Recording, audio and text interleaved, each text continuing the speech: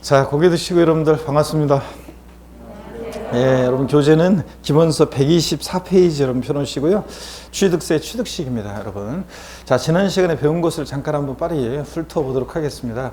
제가 취득세에서 중요한 그 테마들을 소개해드렸고, 자, 출제 규정 말씀드렸고요. 자, 취득세 성격인데, 우리 취득세는 유통 과정에서 부과되는 세금이고, 또 행위세라는 거, 이런 것들을 읽어보시면 되는 거예요. 우리 시험에 관계된 주요 세금들은 다 공통적인 성격이 있죠. 다 직접세고, 보통세고, 독립세고, 종가세다 그랬습니다. 취득세 물세입니다. 그래서 취득하는 물건별로 각각 어떻게 하냐? 개별과세합니다. 취득세는 물세니까 취득자가 개인이든 법인이든 따지지 않고 또 그 물건 각각 개별과세한다. 또 중요한 거죠. 취득세 우리 사실주의 과세하고 현황 부과한다는 거. 그래서 이게 중요하다고 그랬습니다. 사실주의 과세하니까 실질주의. 취득세는 등기되지 않아도 등록되지 않아도 허가받지 않아도 과세가 되고, 또 공부상 현황과 사실상 현황의 다름이 무엇에 따라서? 사실상 현황에 따라 부과한다 그랬습니다. 또 실질과세원칙, 우리 시험에서 중요한 실질과세원칙 공부했습니다.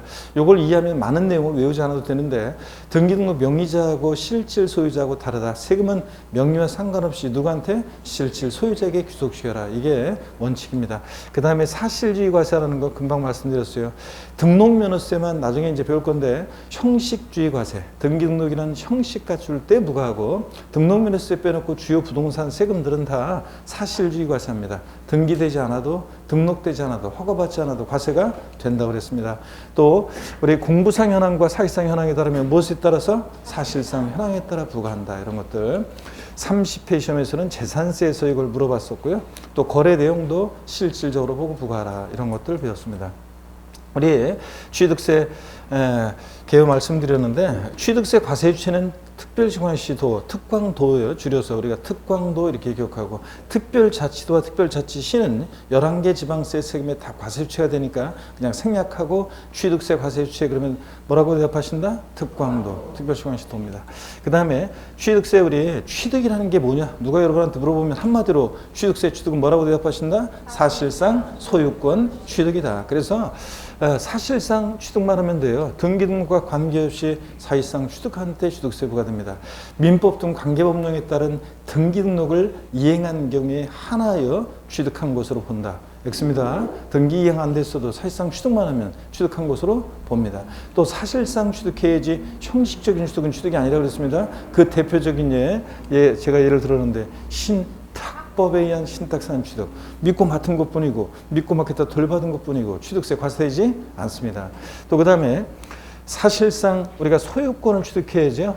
소유권 이해 권리들 취득했을 때 과세되지 않습니다. 부동산 임차권, 등기가 됐든 안 됐든 전세권, 지상권, 지역권, 저당권 이런 소유권 이해 권리 과세되지 않는다는 거 꼭 알아두셔야 되고, 그 다음에 아파트 당첨권이나 주택 분양권 같은 이런 것들 취득했을 때 과세되지 않습니다. 우리가 취득세에서 1세대 1주택, 우리가 2주택, 3주택 등 세율을 적용할 때, 취득세 세율 적용할 때 1세대가 몇 주택 보유하고 있느냐, 주택 수 계산할 때는 주택 분양권이라든가 우리가 조합원 입주권을 주택 수 계산에 포함하지만 걔네들 취득할 때 그 자체는 취득세 대상이 아니라고 그랬습니다. 자, 그래서 취득세 취득이 뭐냐 물어보면 다시 뭐라고 대답하신다? 사실상 소유권 취득이다. 이 얘기고요. 취득세 취득 유형도 배웠어요. 사실상 취득 유형과 또 사실상 취득은 아닌데 취득했다고 간주하는 간주 취득 유형이 있었는데, 우리 사실상 취득 유형은요, 원시 취득과 또 그 다음에 우리가 승계 취득 유형으로 나눠지는데, 원시 취득, 건축물 신축, 재축 등 매립간 측연 토지 취득 등 다 과세가 됩니다. 다만 원시 취득에 과세되지 않는 네 가지를 머리글자를 따서 우리 어떻게 했어요? 차, 기, 항, 선, 차량, 기계 장비, 항공기, 주문에서 건조하는 선박은 원시 취득 과세한다 안 한다? 안 하고 승계 취득할 때만 과세한다. 이런 것도 우리가 배웠습니다. 차기항선. 그 다음에 취득세 또 승계 취득용도 있죠. 전소유자로부터 권리를 승계받아 취득하는 승계 취득용의 대가 지급 여부에 따라서 무상 취득과 유상 취득으로 나눠지고요. 자, 근데 취득세는 상속 증여를 받았다 그러면 상속세 증여세 내든 안 내든 상관없이 상속 증여받은 물건이 취득세 대상에 해당하면 뭐가 부과된다? 취득세가 부과됩니다. 그래서 취득세는 유상 무상 불문하고 취득세가 과세가 됩니다. 또 우리 이런 사회통념상의 사실상 취득은 아닌데 취득했다고 간주하는 간주 취득령이 있었죠. 자, 토지 지목 변경으로 여기 화면만 그냥 뚫어지게 그냥 뭐 나올까 이거 보지 말고 여러분이 머릿속으로 배웠던 걸 쭉 이렇게 그려보시기 바랍니다. 자, 취득세 우리 사회통념상의 사실상 취득을 하는데 취득했다고 간주하는 간주 취득 내용이요. 토지 지목 변경으로 어떤 일이 있을 때? 가액의 증가가 있을 때. 또 차량 기계 장비 선박에, 여긴 항공기업죠. 차량 기계 장비 선박의 종류 변경으로 가액 증가했을 때, 엔진 교체한다거나 이럴 때 소유자 변동은 없지만 가액의 증가가 있을 때, 또 그 다음에 건축물 증축이나 개수 등으로 가액의 증가가 있을 때 가액의 증가를 취득했다고 간주해서 취득세부가 됐습니다. 과점주술환자가 비상장법인의 과점주술환자가 주식을 취득해요. 주식은 취득세 대상이 아닌데도 주식을 취득한 비율만큼 비상장법인 소유의 부동산 등을 취득했다고 간주해서 취득세부가 됩니다. 다만 근데 이거 독과점목자고 소유분산을 촉구하기 위한 거기 때문에 법인 설립 시는 납세의무가 있다 없다? 없다고 그랬습니다. 처음에 법인 설립할 때부터 독과점목자고 소유분산 시키면 제가 비상장법인 설립할 건데 주식 살 거냐고 그랬더니 안 산다고 그랬잖아요, 여러분들이. 그러니까 처음부터 독과점목자면 안 되기 때문에 설립 시는 납세의무 있다 없다? 없다는 거예요. 이런 거 꼭 알아두시고. 자, 과점주라고 하면 지분율이 전지에서 몇 프로요? 50% 이상의 초과요? 초과 보유하는 주를 말합니다. 딱 100분의 50인 주 중 과점주가 아니다. 또 주주 1인과 그와 친족관계 등 특수관계인 자의 주식을 합쳐요. 그러니까 전체에서 몇 프로? 그러니까 50% 초과 보유하는 주인데 과점주들은 그러니까 여러 명이 될 수 있고 주주 1인과 그와 특수관계인 자의 주식을 합치니까 그럴 때 과점주들은 취득세 납부에 대해서 연대 납세의무가 있다 없다? 있다고 그랬습니다. 연대 납세의무 있다고 그랬잖아요. 그런 것도 배웠고. 자, 그 다음에 그래서 이제 과세되는 지분 비율에 대한 자세한 내용은 우리가 심화 과정에서 배우지만 지금 제가 얘기한 이런 내용들이 오히려 더 중요하다고 그랬습니다. 그 다음에 취득세 대상은 우리가 포항 영일만이 고향의 사람 스토리를 통해서 공부했습니다. 서울에서 뭐 팔고 갔어요? 토지 건축물 팔고. 뭘 타고? 항공기 타고 차량 타고 도착해서. 자, 어부가 되기 결심했죠? 선박 취득해서 어업권 취득해서 또 양식업도 권도 취득해서 양식업도 했죠. 도저히 힘들어서 안 되겠다 그래서 내 제2의 인생을 불태울 수 있는 뭔가 없을까 그래서 강원랜드 갔죠. 거기 온 사람들 골프, 콘도, 종합주택시설, 승마, 요트용권 분야한 리조트사 건설하기 위해서 폐강사 드렸죠. 광화권 취득해서 인목을 뭐로? 기계, 장비로 싹 밀고 건설을 한다 그랬습니다. 그랬죠, 여러분들? 그 사이에 또 졸고 있구만. 자, 이렇게 해서 이런 것들 스토리텔링으로 여러분들이 쭉 기억하시라고 했습니다. 자, 그 다음에 우리 뭐 부동산 토지 건축물 대상인데 토지 지적공무상 토지뿐만 아니라 사실상의 토지를 포함하고 건축물 그러면 건축법상의 건축물, 건물뿐만 아니라 시설물도 포함되어 있다는 걸 주의하셔야 돼요. 그래서 골프 연습장 나왔다 레저 시설, 레저 시설, 골프 연습장, 골프 연습장, 레저 시설, 레저 시설, 골프 연습장. 항상 이런 골프 연습장 같은 시설물도 대상이 되고 또 건축물에 딸린 시설물이라고 그래가지고 엘리베이터, 에스컬레이터 같은 승강기나 이런 것들도 대상이 될 수 있다. 이런 것들 주의하라고 했습니다. 또 부동산에 준하는 것 이런 것들 스토리텔링으로 기억하시면 되고요. 제목만. 그 다음에 권리 중에서는 광업권, 어업권, 양식업권이 대상이고 회원권 5가지 있었고요. 자, 그래서 사실상의 토지 포함이고 당연히 실질과 선칙상 무허가 건축물 포함이고 이런 것들이요. 또 건축물의 범위 말씀을 드렸습니다. 이런 것들 건물에 한하지 않는다는 거 이런 시설물 포함된다는 거. 그 다음에 취득세 납세무자는 원칙적으로 사실상 취득자입니다. 등기 등록을 이행하지 않았어도 사실상 취득세한 물건을 취득한 자가 납세무자입니다. 눈으로 보고 흘리지 말고 여러분 머릿속에 스스로 이렇게 쭉 그랬었지 하면서 이렇게 새겨 넣는 게 제일 중요해요. 우리가 공부는 복습이 중요한데 공부는 복습이 중요한데 그 복습하실 때 복습하실 때 제일 중요한 게 본인 스스로 공부했던 거 이렇게 한번 이렇게 산책하거나 아니면 그냥 뭐 다른 일을 뭐 하면서 이렇게 뭐 하면서 떠올려 보는 거 있잖아요. 머릿속에 자기 스스로 이렇게 공부했던 걸 쭉 한번 머릿속에 떠올려서 이렇게 정리하는 거. 이게 제일 중요해요. 그렇게 해서 본인 스스로 정리해서 이렇게 한번 떠올려 봐서 상기한 그런 것들은 잘 잊어먹지 않습니다. 그런 것들이 기억이 오래 갑니다. 자, 하여튼 취득세 납세무자는 원칙적으로 등기 등록을 이행하지 않았어도 사실상 취득한 자가 납세무자입니다. 그죠? 그래서 취득세 납세무자는 민법 등 관계법령에 따른 등기 등록을 이행한 자에 한한다. 그럼 틀려요. 그래서 공부상 취득자에 하나지 않는다는 거. 다만 차기 향선의 경우는 원시 취득자는 납세자가 안 되고 승계 취득자만이 납세자 된다. 헷갈리면 현대자동차에서 완성차 만들었을 때 거기다 취득세 부과하면 소비자들에게 전가시키는 걸 떠올리시면 되겠습니다. 그 다음에 주체구조 취득자가 되는 경우도 있었죠. 건축물의 조작 설비, 부대 설비에 속하는 부분으로서 주체구조와 일체가 돼서 효용가치를 이루고 있는 것에 대해서는 주체구조 취득자 외의자가 가산한 경우에도 누구? 주체구조 취득자가 함께 취득한 것으로 본다. 주체구조부라는 것은 부대 설비하고 구별하기 위해서 이렇게 하는 건데 건물을 얘기한다고 그랬습니다. 그래서 주체구조부 취득자 그러면 건물주를 생각하시면 됩니다. 가산한 자하고 다를 일치하지 않을 때 누가 납세무자냐? 주체구조부 취득자. 건물주가 납세무자지. 가산한 자 X라고 그랬습니다. 함께 취득한 것을 본다는 거. 그 다음에 토지 지목 변경이요. 차량 개장비 선박 종류 변경할 때 그 간주 취득의 경우는 종류 변경, 지목 변경 시점의 소유자지 후의 소유자가 아니다. 이런 것도 공부했습니다. 그 다음에 이런 건 됐고, 그 다음에 또 상속으로 취득한 자산은 상속인 각자가 납세무자라고 했습니다. 대안이 민국이 만세요. 대안이는 만약에 토지를 상속받고 민국이는 건물을 상속받고 만세는 상가를 상속받으면 각자가 자기가 상속받은 물건에 대해서 각자가 납세무자가 됩니다.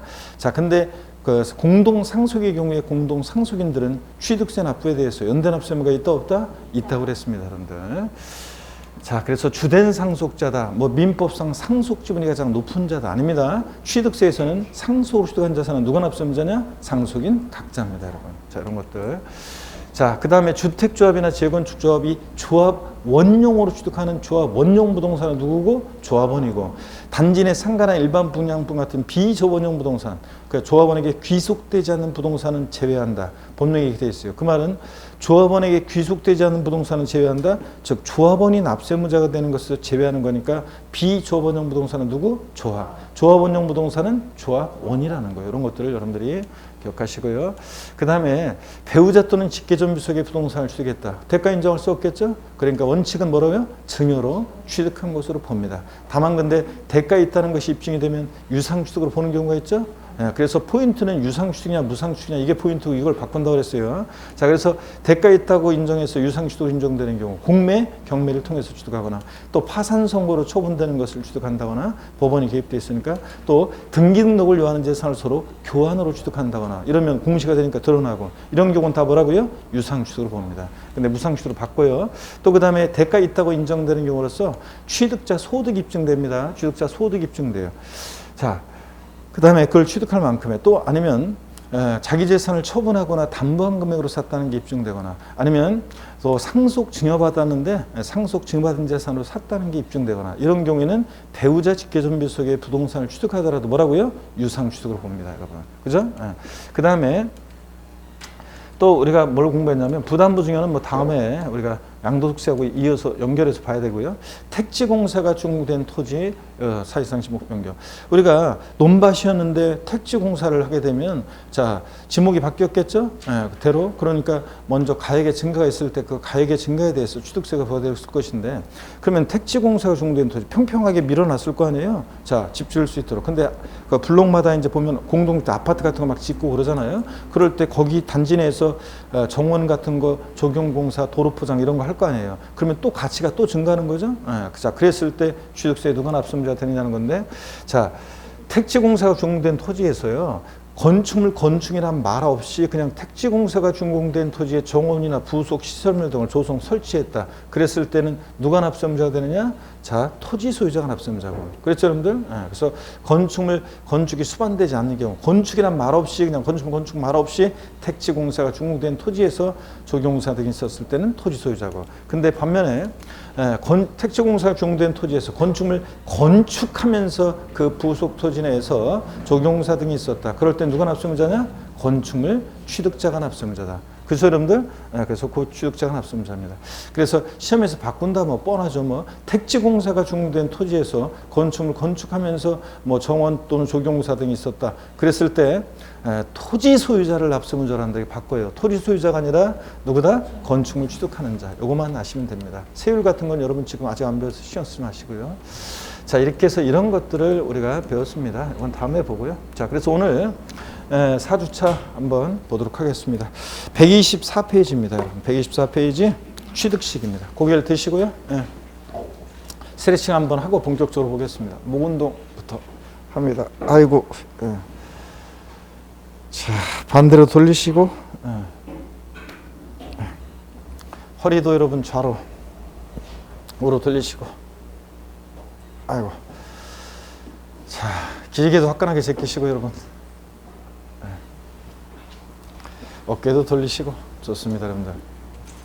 날씨가 뭐 또 봄 날씨다가 갑자기 또 뭐 그죠? 몇십 년이요? 한 1932년인가 이후로 뭐 가장 또 뭐 온도가 높았다가 겨울 날씨 중에서 그랬다 갑자기 또 추워지고 정신이 하나도 없습니다.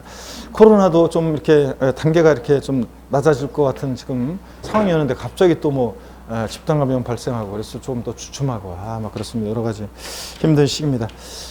그 공부를 어떻든 간에 저 보면은 작년에도 보면 이렇게 그 공부가 이렇게 코로나 때문에 좀 꾸준히 하신 분도 계셨지만 외부 환경에 영향을 받아서 조금 공부에 영향을 많이 받았던 분들도 많이 있습니다. 그래서 전반적으로 저희들이 얘기하기를 작년에 그 공부들이 좀 덜 됐다, 이렇게 예년보다 공부를 좀 덜 하고 덜 돼서 시험장에 간다, 전반적으로는 그런 느낌을 받았었는데 올해는 작년보다 더 심한 것 같아요. 제가 보니까 자, 올해는 작년보다 더 심한 것 같아요. 그래서 여러분들이 공부를 좀 안 하시는 분들도 많고 외부 환경 때문에 여러 가지로 사정이 생겨가지고 뭐 그런데 하여튼 잘 이겨내셔야 됩니다. 제가 항상 얘기하지만 10월달에 올 10월달에 어느 정도 이제 백신도 맞고 이제 막 그런 상황이었는데 그때 이제 시험 문제는 여러분들의 개개인의 사정을 봐주지 않습니다. 문제는 누구에게나 똑같이 출제가 되기 때문에 여러분들이 잘 견뎌내셔야 되겠습니다. 이겨내시고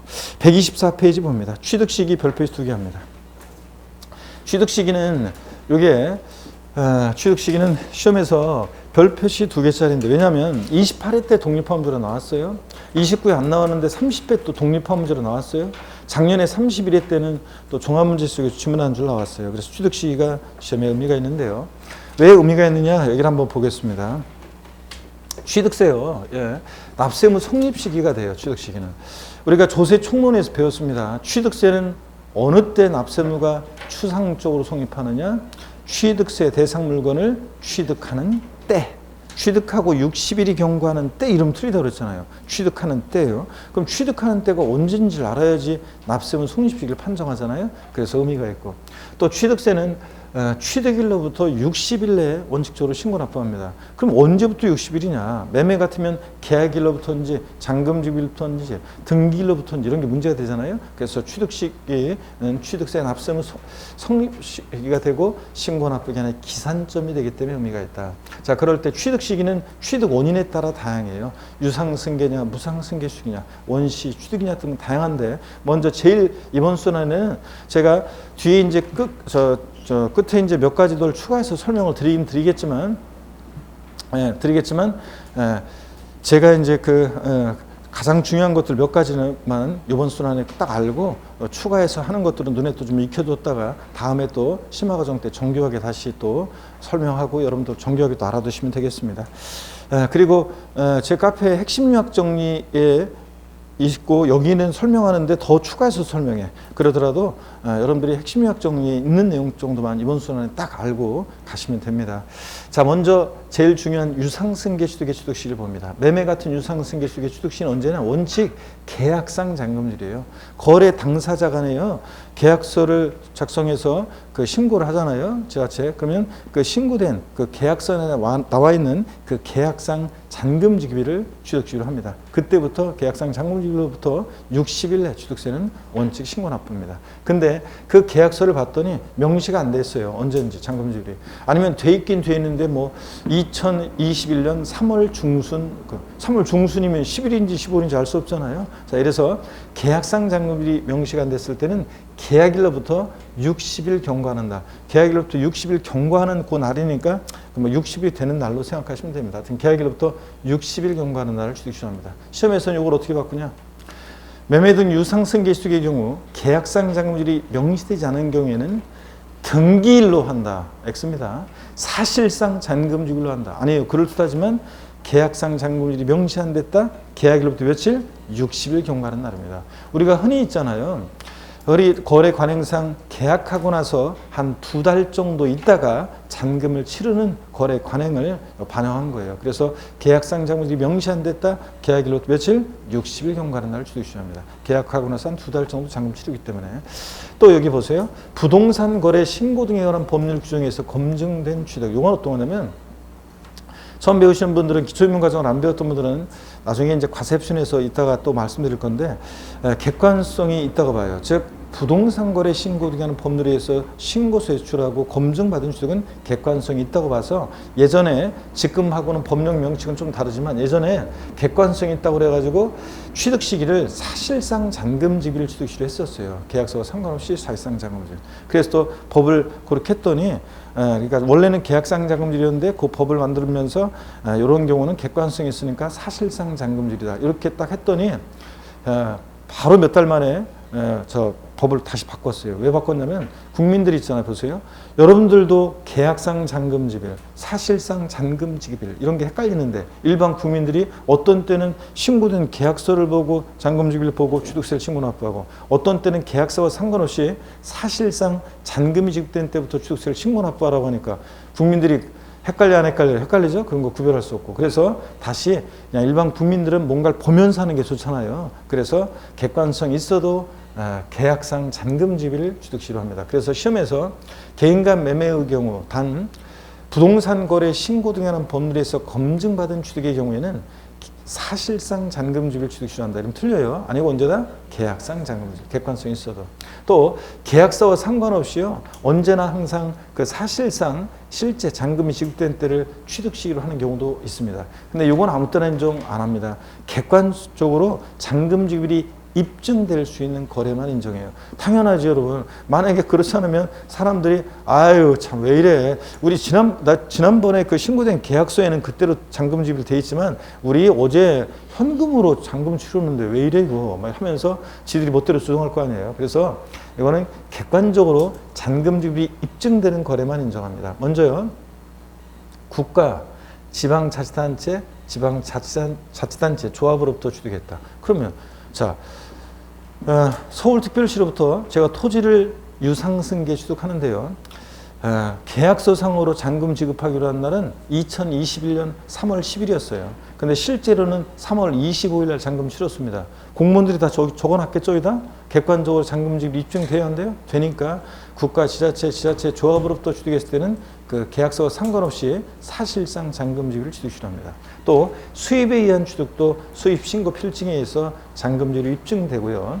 공매, 경매 방법에 의한 취득. 자, 우리가 공매대금, 경락대금 치른 날 법원에 다 기록 남아 있잖아요. 그러니까 그 사실상 잔금 지급을 취득시로 합니다. 또 판결문에 의해서 증명된 취득. 자, 여러분 민사소송이나 행정소송에 의해서 확정된 판결문으로 입증된다. 자, 이거보다 확실한 게 어디 있어요? 판사가 CCBB를 가렸는데. 근데 단 이 판결문에서 제외되는 게 있습니다. 화해, 인락, 포기, 자백간주한 경우는 제외합니다. 자, 이런 것들은 뭐냐면요. 어떤 거냐면 한 해 동안 1년 한 해 동안 엄청나게 많은 법적 분쟁이 발생합니다. 그 법적 분쟁의 대부분은 정식 재판 절차를 통해서 해결하는 게 아니라 이게 조정 전취라고 그래가지고 대부분 조정해가지고 그냥 조정 절차 속에서 걸러버려요. 그렇지 않으면 법원에서 그 감당을 못해요. 그러니까 대부분 판사들은 그냥 가급적이면 뭐 그래서 가끔씩 이제 그걸 조정을 너무 강압적으로 하다 보니까 이제 싸가지가 없다는 등 아니면 뭐 법관이 뭐 최악의 법관 이런데 이름 올리고 그러는데 가급적이면 그냥 조정해서 절차를 끝내버립니다. 그래서 보세요. 분쟁의 당사자 불러 모아가지고요. 재판 중에도요. 판사가 내가 보니까 지금 이제 쟁점은 어느 정도 다 정리가 됐는데 액수의 문제인데 내가 보니까 조금씩 양보해가지고 이 정도 선에서 좀 합시다 해가지고 화해 공고안을 판사가 냈어요. 양쪽에서 받아들이면 조수에 기재하면 그대로 절차 종결됩니다. 그 다음에 인락. 갑이란 사람이 을한테 소송을 제기했는데 피고 쪽을 불러가지고요. 이거 계속 재판해봤자 어차피 사안이 명백해서 당신 쪽이 패소할 게 뻔한데 뭐하러 시간 낭비하고 돈 낭비하냐. 여기서 받아들이고 끝내자. 그래서 조수에 기재하면 또 절차 종결됩니다. 포기요. 이번엔 반대로 권리 제기했는데, 자, 소송 제기했는데 그쪽 불러가지고 이거 해봤자 당신이 패소할 가능성이 높다. 넌지시 흘려줘서 그냥 포기하게 해가지고 조세 기자면 또 그대로 절차 종결됩니다. 자백간주요. 3회 이상 재판에 불출석하면 이 상대방의 주장을 이 불출석한 사람이 자백한 것으로 간주해가지고 그냥 절차 종결을 합니다. 그러니까 이런 것들은 얘기를 들어보니까 대충 들어보니까 어때요?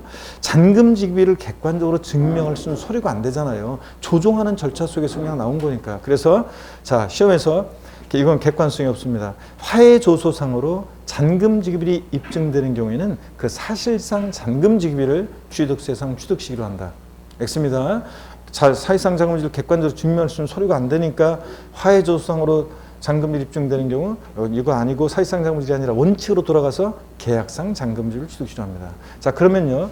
계약서와 상관없이 사실상 잔금지급을 취득시라는 객관적인 취득이요. 자, 제 입에서 객관적 취득 나왔다 앞으로 그러면 요 머리 글자를 따서 국수공판법입니다. 국수공판에 관한 법. 강의하시는 분에 따라서는 국수공판장 이렇게 외우시라고 강의하는데 저는 국수공판법입니다. 제 앞에서 국수공판장 이러면은 딴 데서 공부하고 있는 거예요. 지금 딴 강의 듣고 있는 거예요.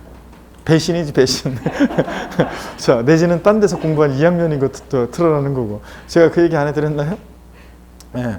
그 동탄, 내가 항상 요 타임에서 요 얘기해드리는데 실제 있었던 일이에요. 동탄, 그래서 내가 요 타임에 항상 얘기해드리는 얘기하는데 동탄 신도시에서 제가 2008년, 9년, 10년, 막 11년 그 무렵에 강의할 때 동탄 신도시, 1기 신도시에서. 근데 어떤 수강생이 학원에 왔는데 한 2달 정도 좀 됐는데 전국 모의고사 봤더니 60점이 넘었어요. 그러니까 다른 수강생분들이 뭐야? 그래 당연히 어디서 공부하다가 이제 왔겠지 생각해가지고 어느 학원에서 공부하다 오셨어요? 그랬더니 난 처음 공부하는데 뭐 이런 식으로 얘기해가지고 그 수강생 있잖아요. 근데 제가 이 취득시 할 때 자, 매매 같은 유상승계 취득의 경우 취득시기 원칙 계약상 잔금질 명시가 안 됐다. 계약일로부터 60일 경과하는 날. 자, 언제나 항상 계약서와 상관없이 사실상 잔금지급일 취득시라는 객관적 취득. 여러분 다 같이 어떻게 외운다? 시작. 국수공판법 그러는데 그 수강생만 국수공판장 이래가지고 사람들이 와 웃고 나중에 저는 이제 들은 얘기인데 그래서 2학년인가 뽀록난 얘기. 자, 국수공판장. 아닙니다. 국수공판법이고. 자, 그러면 사실상 잔금지급. 근데 여러분 보세요. 지금까지 제가 얘기한 이런 날들 이전에요. 만약에 이런 날들 이전에 등기나 등록을 먼저 하잖아요. 등기나 등록을 먼저 하면 취득시기는 그 등기 또는 등록일을 등록일을 취득시기로 합니다. 그 등기 등록일. 그래서 등기일이 빠르면 언제냐면 등기일입니다. 등기일이 빠르면 등기일이에요. 자, 그러면 이런 날들보다 등기일이 빠르면 등기일이에요. 자, 계약상 잔금일이 명시 안 됐다. 계약일로부터 60일 경과하는 날인데 그 되기 전에 만약에 등기를 먼저 하면 당연히 등기일이고요. 등기일이 빠르면 다 이런 날보다 등기일입니다. 근데 그럼 질문 드립니다, 여러분들. 응용력을 발휘해 보세요. 개인 간 매매에 의해서 부동산을 취득한 경우 취득세상 취득 시기는 계약상 잔금지급일과 등기일 중 빠른 날이다. 맞습니까? 네, 맞습니다. 개인과 매매에 의한 경우 유상취득이요. 계약상 잔금지급 원칙인데 등기일이 빠르면 등기일이라며요. 등기일보다 계약상 잔금지급이 빠르면 계약상 잔금지급이잖아요. 그러니까 중 빠른 날. 맞습니다. 또 질문 드립니다. 국가로부터요. 부동산을 유상승계 취득한 경우 취득세상 취득 시기는 사실상 잔금지급일과 등기일 중 빠른 날이다. O, X예요. 자, 이거 X라고 하시는 분들은 아까는 어떻게 맞췄어요? 맞아요. 국수공판법이니까 사실상 잔금지급인데 등기일이 빠르면 등기일이고 등기일보다 이날이 빠르면 사실상 잔금지급이니까 비교해서 중 빠른 날. 자, 30회 시험 때 나왔던 거. 지문에 공매 방법에 의해서 취득한 경우 사실상 잔금지급일과 등기일 중 빠른 날이다. 공매 방법에 의한 취득의 경우에 취득세 취득시 문제에서 공매 방법에 의한 취득의 경우에 사실상 잔금지급일과 등기일 중 빠른 날이다. 맞습니다. 국수공판법 사실상 잔금지급일과 등기일 비교해서 중 빠른 날. 이런 표현도 여러분이 알아두시고요. 자, 그 다음에 교재 여러분 한번 보겠습니다. 교재 보시니까 124페이지요. 04번 취득시기. 본문은 제가 취득시기 갖는 의미는 말씀을 드렸고 1. 유상승계 취득의 경우입니다. 양가로 1번 일반적인 경우요. 일반적인 취득, 계약상 잔금지를 적용하는 경우 동그라미 1번 유상승계수익의 경우에는 밑줄입니다. 그 계약상 잔금지를 자 가로도 밑줄입니다. 계약상 잔금지가 명시되지 않은 경우는 계약일로부터 며칠이요? 60일 경과하는 날에 취득한 것을 보고요. 밑줄자. 그 다음에 동그라미 2번은 조금 이따 설명드릴게요. 계약 해지인데 양가로 2번을 보겠습니다.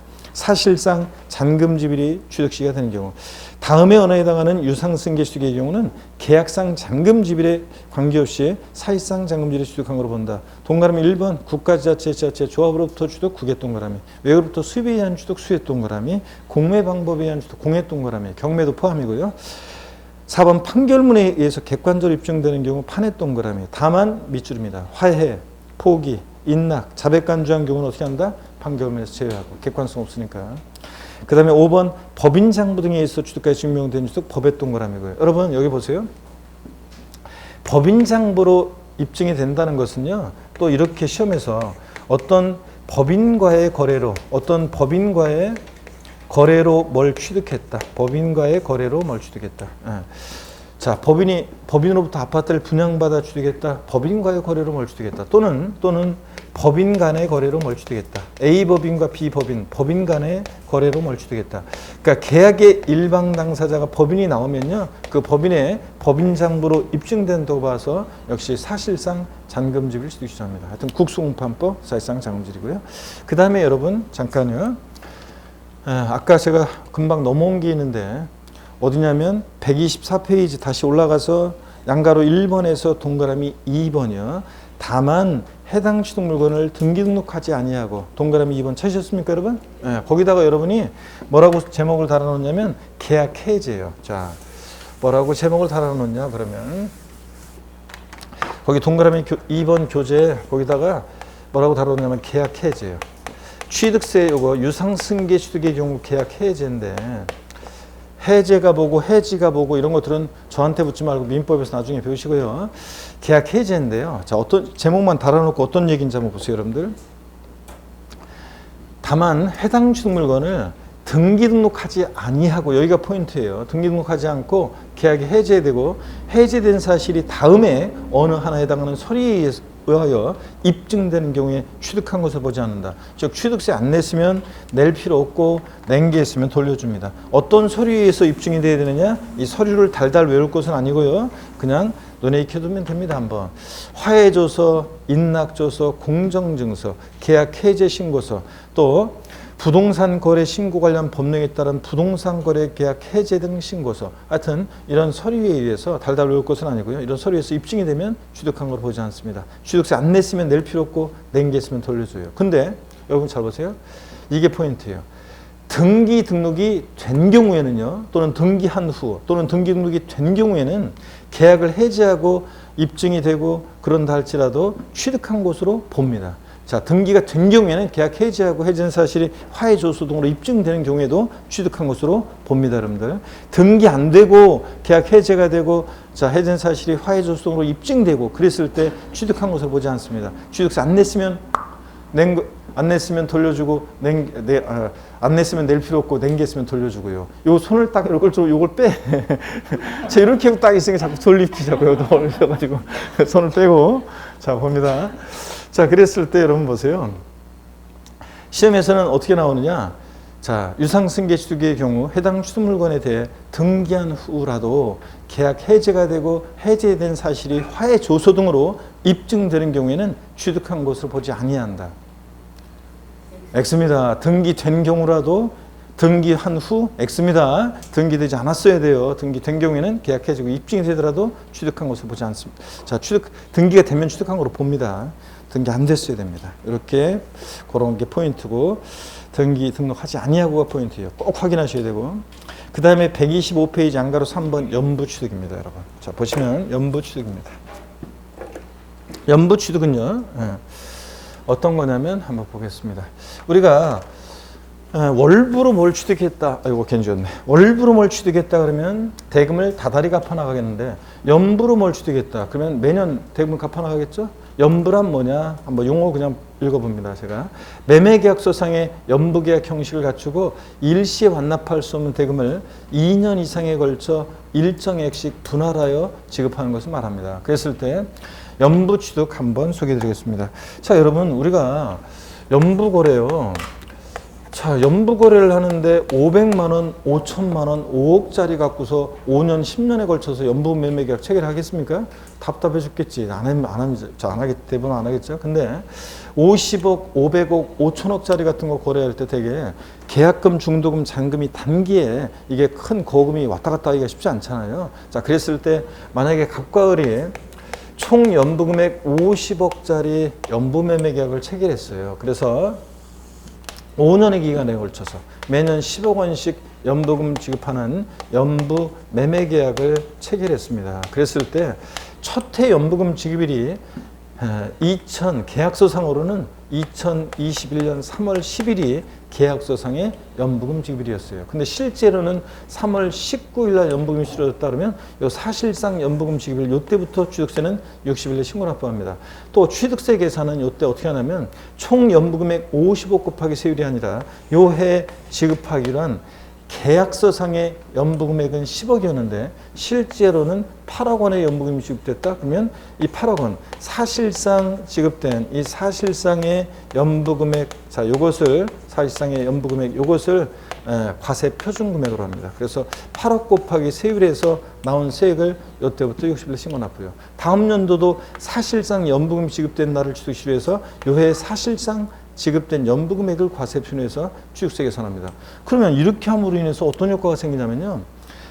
그러니까 매회 지급되는 사실상 연부금 지급일마다를 독립적인 취득시로 하고 매회 사실상 지급된 연부금액을 과세 표준금액으로 함으로 인해서 어떤 효과가 생기냐면 한 번에 55 곱하기 세율을 하면 취득세 목돈 나갔는데 이렇게 함으로 인해서 5년 동안 취득세를 분할 납부는 아니지만 분할 납부하는 효과가 생기잖아요. 그래서 납세자들의 납세 부담을 줄여주기 위해서 이렇게 연부취득의 경우에는 자, 매회 지급되는 사실상 연부금 지급일마다를 독립적인 취득시로 합니다. 그래서 계약상 연부금 지급일로 바꿔요. 아니라는 걸 주의합니다. 그래서 시험에서 사례 문제 나왔을 때도 연부거래 사례가 나오고 계약상 연부금 지급일은 몇 년, 몇 월, 며칠. 사실상 연부금 지급일은 실제 지급한 날은 몇 년, 몇 월, 며칠 나오면 어느 때를 취득시로 한다? 사실상 연부금 지급일입니다. 계약상 아니라는 걸 주의하고 연부금을 완불하기 전에 등기했다? 그럼 당연히 등기일입니다.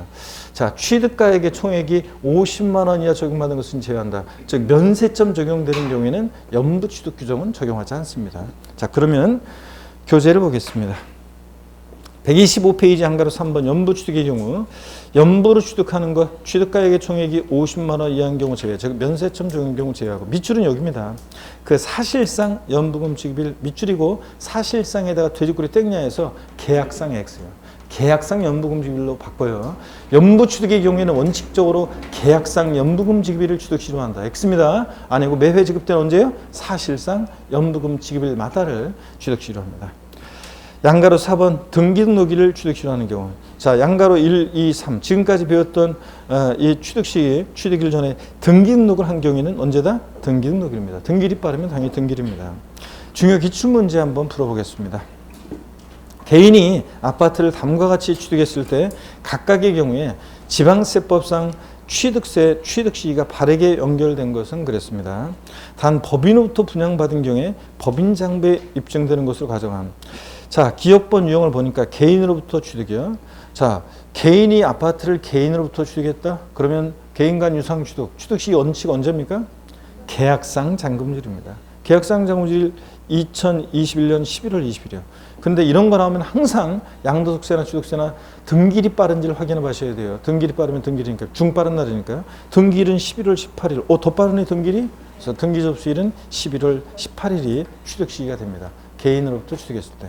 또 니은번 유형이요. 개인이 아파트를 법인으로부터 분양받아 취득했다. 법인이 계약의 일방당사자고 법인장부로 입증되니까 단서에 국수 공판법. 객관적인 거래죠. 그러니까 어느 때를 취득시로 해? 사실상 잔금지급이에요. 9월 30일이요. 자, 객관적 취득 9월 30일인데 등기일이 빠른지 봤더니 등기일은 더 늦으니까 언제입니까? 9월 30일 사실상 잔금지급일 취득시로 합니다. 이해되십니까 여러분? 그래서 정답은 이렇게 3번이 되는 거예요. 네. 그 다음에 2번 무상승계 취득의 경우 한번 보겠습니다. 자, 무상승계 취득은요, 여러분, 무상승계 취득은 우리가 증여 같은 무상승계 취득의 경우에 취득 시기는 언제냐? 그러면 요거 계약일이라고 되어 있잖아요. 등기일이 아니라는 걸 주의하셔야 하고 계약일인데요. 여러분, 우리가 증여는 여러분 민법에서 배워요. 참고적으로 증여는 민법에서 배우기를 여러분들 얘는 낙성 분료식 계약이다 이렇게 여러분들이 배워요. 여기 보세요. 요걸 우리 세법에서 물어보는 거 아닌데 민법에서 낙성 계약이다 배우잖아요. 계약이 성립하려면 상대방에 뭐가 있어야 돼? 승낙이 있어야지. 야, 진짜 너는 맨날 하는 일이 그 모양이냐 어떻게 해? 너 요새 사업 실패했다고 소문 쫙 났는데 와서 보니까 진짜 얘가 그렇구나. 야, 내가 돈이 남아들어서 그러는데 제대로 좀 하지 말이야. 넌 참 내가 돈이 남아들어서 그러는데 한 1,000만 원 줄까? 내가 청약 의사 표시했습니다 지금. 그랬더니 상대방이 됐다 임마. 그럼 뭐 한 거예요? 고절했잖아요. 증여계약 불성립합니다. 친구야, 요새 뭐 사업 실패했다고 하더니 진짜 너 와서 보니까 마음이 안 좋네. 내가 힘들 때 네가 옛날에 나 도와줬는데 나는 이것밖에 못 도와줘서 미안해. 친구야 힘내. 그랬더니 상대방 친구가 에이씨 고마워 친구야. 그럼 뭐 한 거예요? 증여계약 성립한 거죠. 이게 증여는 계약을 하고 또 그 계약일을 취득시효합니다. 근데 왜 이렇게 증여는 이렇게 계약이고 계약 한 날을 취득시효하는데 왜 이렇게 빨리 계약 한 날을 취득시효하냐? 자, 사람 마음은 갈대기 때문에 그래요. 내 전 재산을 어느 사회복지단체에 기부하겠습니다 하고서 하룻밤만 잡으세요.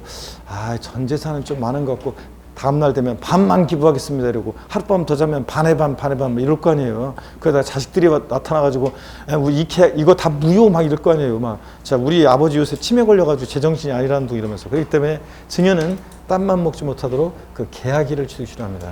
등기일 아니라는 걸 주의하셔야 돼요. 증여 같은 무상 취득은 언제다? 계약일이다. 등기일 아니라는 거.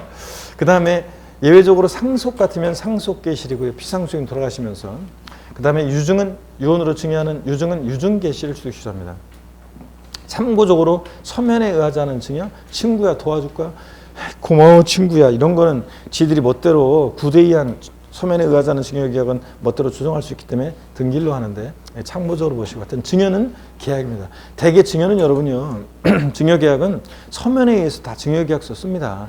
사람이 자 말로요. 내가 언제 그랬어? 막 이럴 거 아니에요. 그렇기 때문에 다 증여는 서면에 증여계약서 쓰고 어느 기부단체에 무슨 사회 헌납하고 무슨 기부하고 막 그런 거 보면 그런 것도 다 기부하는 액수 판넬에 들고 다 사진 찍고 그 전에 다 서면에 의해서 증여계약서 쓰고 다 그렇게 합니다. 그 계약일이라는 거, 등기일 아니라는 거.